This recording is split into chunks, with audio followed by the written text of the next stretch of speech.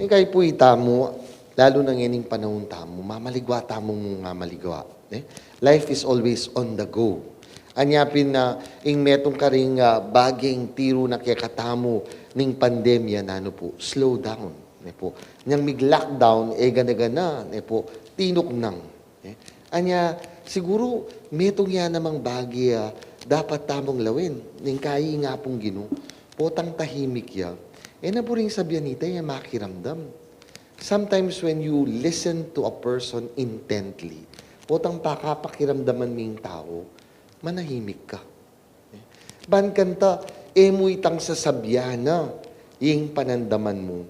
Nune, pati na itang na sasabyan, panandaman mo. Anya, sometimes king bieta mo bilang Kristiyano, milalako tamo pag-asa potang balamo mo, makibati nga pong gino. Pero pota, pakiramdaman na pa ni nga pong gino, aliwa mo itang sasabyan tamo. Nune, ita talagang atsyuking kilub na ning puso tamo. Kasi ning kayi, dakala beses king bieta mo, there are times that what we say is just an indication of what is really in our hearts. Ning kayi, itang sasabyan tamo karingas buktamo. Po, simptomas niya pa mo, nitang talagang atsyu king puso tamo. Anyapin, ingapong gino, balo ng pakapakiramdaman, pakanamnaman, aliwa mo itang sasabyanan ng asbuk, nuni pati nitang lamanan ng puso. Kadwang bagi, akit tamo, kening kakatamong ibanghelyo. Ano po, ining babae biyasa ang migpakumbaba.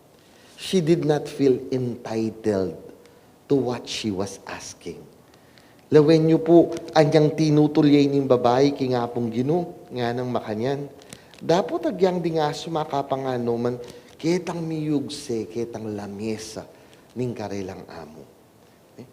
Kahit na mumuglang yan, gang itamong tagan-tagan, itang biyo, pwede na. Siguro po itamo naman yung metong karing bagi alawin tamo. Sometimes we always feel entitled. Utang na niya, tamo kingapong gino, ning kaya tamo man niya, we are actually demanding from God. Bala mo utang ng lub ni ngapong gino, ban kanta, ibyena, o ipagkalub na. At ning kaya tamo pangating gana, tumabog kingapong gino, potang emiyabye itang kekatamong buri.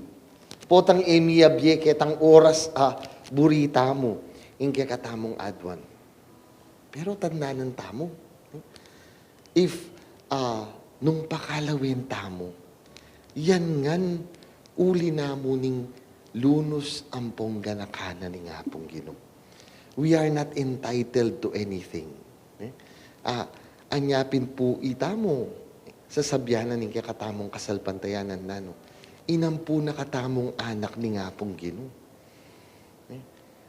Nung balo tamo, itamong kilala na nakatamo bilang anak na, maragul ng bagay ta.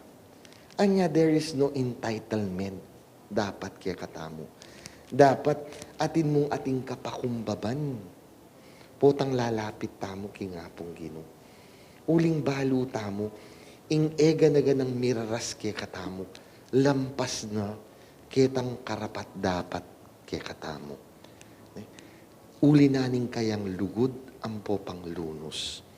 Kaya ba't po, katlong bagay dapat tamong lawin. Iyapin po ini. Tandaanan tamo, ing ega-naga ng kekatamong dadalanan kimbi. Dapat patibe king kekatamong kasalpantayanan. Lawin niya po ining babae king kekatamong ebanghelyo. Nga nang makanyan Jesus bandang talwe, katibe na ning kekang kasalpantayanan. Anyapin po, dapat tamo kakalingwan. What does not kill us must make us strong. Therefore, in faith, it is not always a question of if it will kill our faith. But whatever we face must make our faith stronger. Dapat ingke katamong kasalpantayanan, lalo yang titibe, pauli da ring bagi, daralanan tamo. Lalo na po tang daralan tamong sakit, ampo pang lungkot king katamong biye. Because we know, po, nung balo mo, ingke kang tula, ampo pang ingke kang ikaligaya, alang aliwa, nuning manibatan king apong Ginoo. Na pinasabi tamo mo naman, King Diyos, na yaing bukod tamong tula ampong saya. Amen.